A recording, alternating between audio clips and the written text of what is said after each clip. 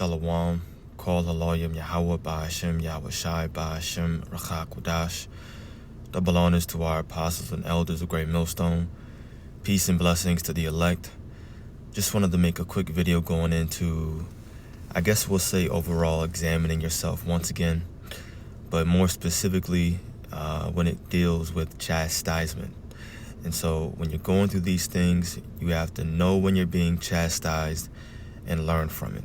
It's not good enough just to be chastised and then you don't learn anything, you gain no understanding, and then you come through that trial and you're the same exact person that you were before it happened. You didn't gain any spiritual attributes. You have the same mannerisms, you're acting the same, thinking the same. You just didn't learn from it.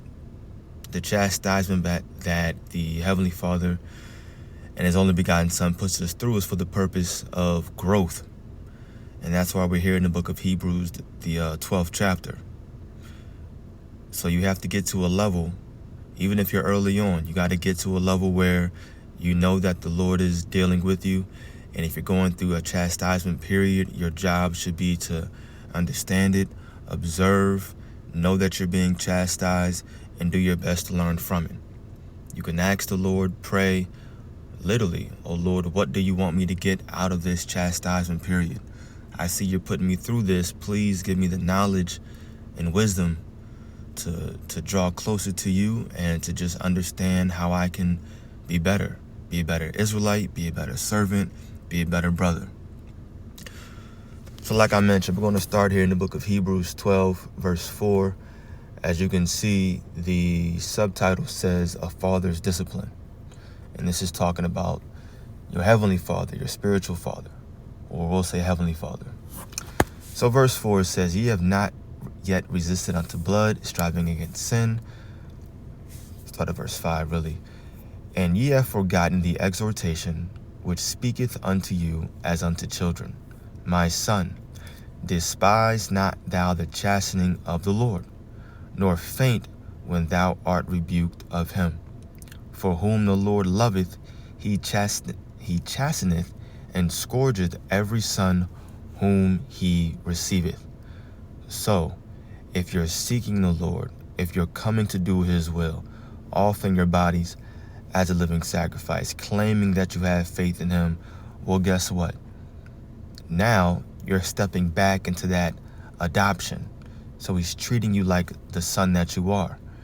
And of course, you have a son, you're going to chastise them, all for the purpose of them learning. So it says, don't faint when you're rebuked, and don't despise the chastening.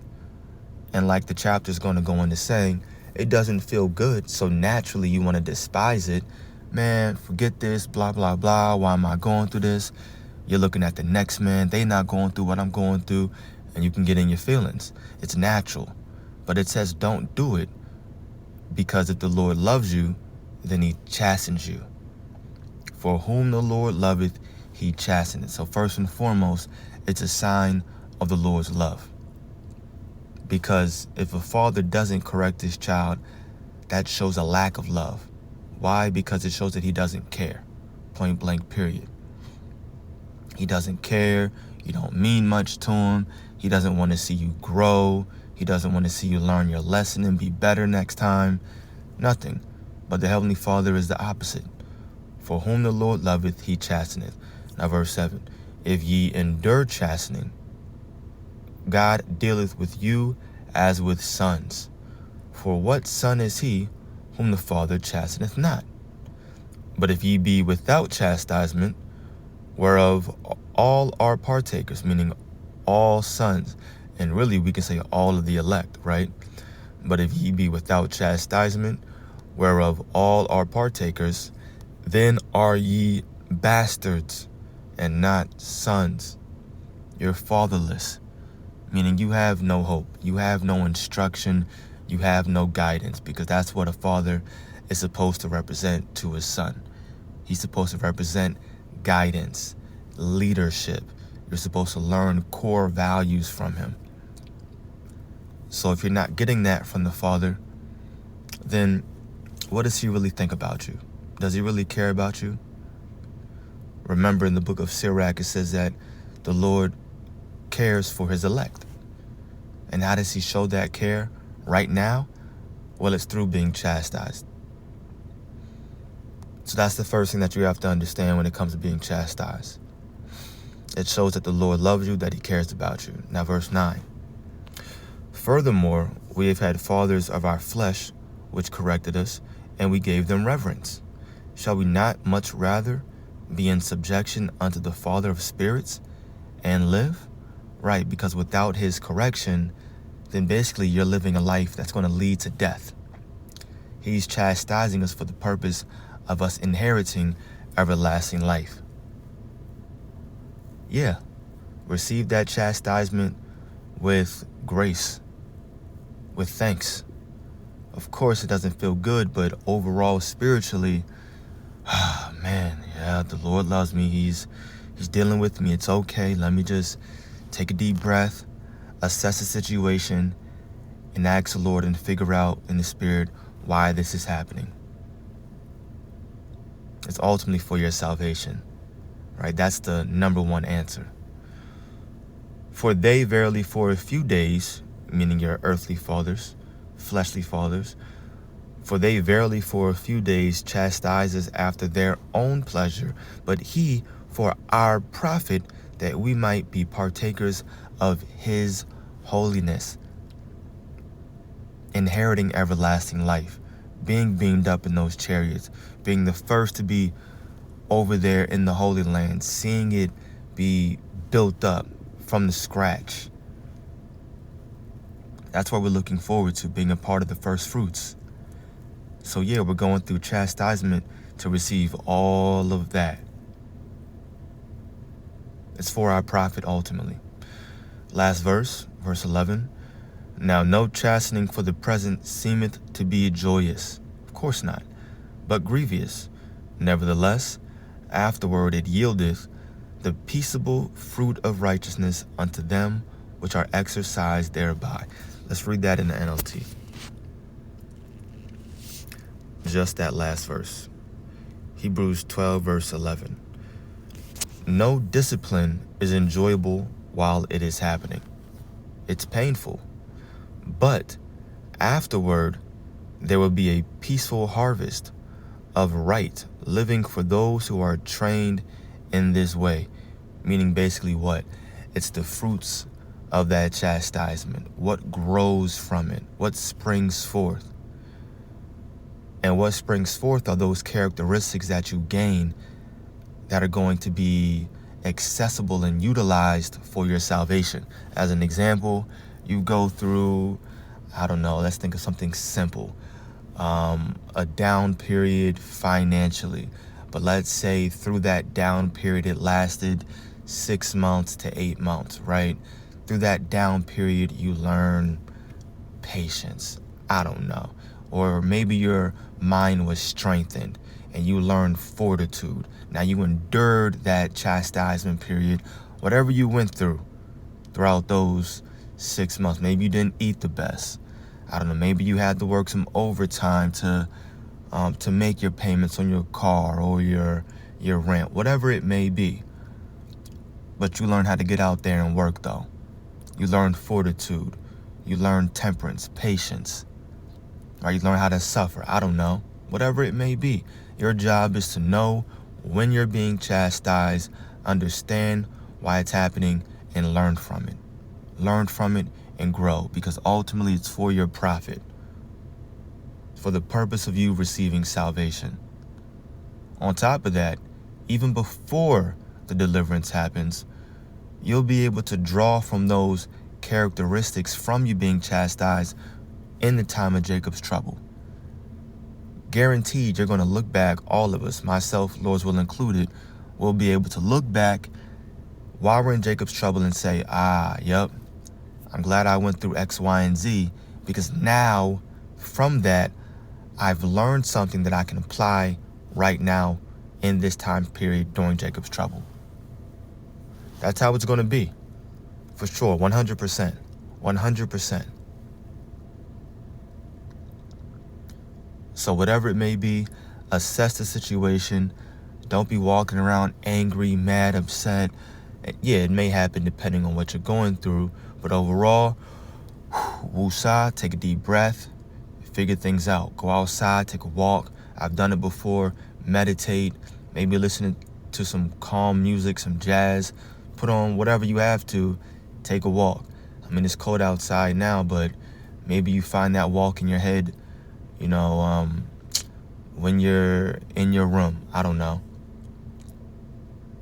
What do they say? Find your happy place. Do something just so that you can meditate and think clearly. That's the whole point. Think clearly and think these things through. Because 100% guaranteed the Lord is trying to show you something. I stayed the whole time there, but I do want to read this. How can you not bring this chapter out when it comes to being chastised and going through different tribulations? It's so comforting, and you can learn a lot from it. You can't read it enough. This is Ecclesiasticus, or Sirach, chapter 2, verse 1. My son, if thou come to serve the Lord, prepare thy soul for temptation. There's the warning right there. Temptation will happen. Set thy heart aright, and constantly endure, and make not haste in time of trouble. Cleave unto him, and depart not away, that thou mayest be increased at thy last end. The only way that you can be increased is, first and foremost, if you keep having faith in the Lord throughout that chastisement period, right? But then also, you have a job to do. You have to play a part in that situation. You have to say, okay, I have faith in the Lord, so what is he trying to show me now? The Bible told me to cleave unto him and depart not away. Then you'll be increased. But you're only going to be increased if you show your faith, woosah, take a deep breath, and assess the situation. Then you'll be increased at your last end.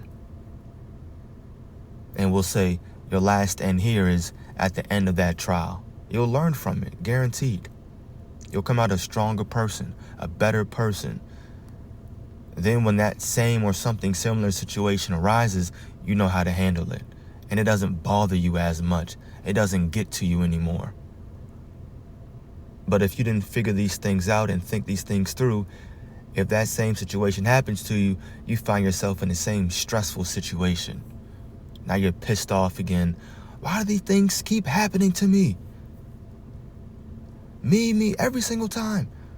Well, you didn't think it through. You didn't think about how to actually perceive the situation so that you can grow from it and be increased. Verse 4, whatsoever is brought upon thee, take cheerfully and be patient when thou art changed to a low estate. Taking it cheerfully doesn't mean that you're happy, you're smiling, but ultimately it means that you're in a mindset to knowing that it's for your benefit. That's all it means when it says to take it cheerfully. Understand that it's for your profit. You're not dead, right? You're still living. You got some things to be grateful for. Yeah, you're going through something and it feels bad, but guaranteed there's still something that you can be thankful for to the Lord. So take it cheerfully. At least X, Y, and Z. Fill in the blank. At least you're not X, Y, and Z. What they always say, it could be worse. You got to think about it like that. People get into these hard situations and they think about the cup always being half empty. Every single time it's just half empty. Well, hold on. There's still some yayan in that joint. It's half full. There's still something left. Verse 5 says, for gold is tried in the fire, and acceptable men in the furnace of adversity. That means you got to go through something. If you're acceptable, that means you've been found worthy. To be found worthy, you have to go through adversity. How else can your faith be proven? You want to come out as gold, right? Or do you want to come out as wood and stubble? Things that burn up. whether it's immediately or later on. You endured for a few seconds, and then you fall back into the world. Nah, that's not us. Believe in him, verse 6, and he will help thee. Order thy way aright, and trust in him. We can keep going too. It's good. Ye that fear the Lord, wait for his mercy, and go not aside lest ye fall. Ye that fear the Lord, believe in him, or believe him, and your reward shall not fail. Ye that fear the Lord, hope for good, and for everlasting joy and mercy. And I'm going to end it off right there. So Lord's will, the point was made. Call Haloyim Yahweh Ba'ashem Yahweh Shai Ba'ashem Makakudash. The belongings to our apostles and elders, great millstone, peace and blessings to the elect. Shalom.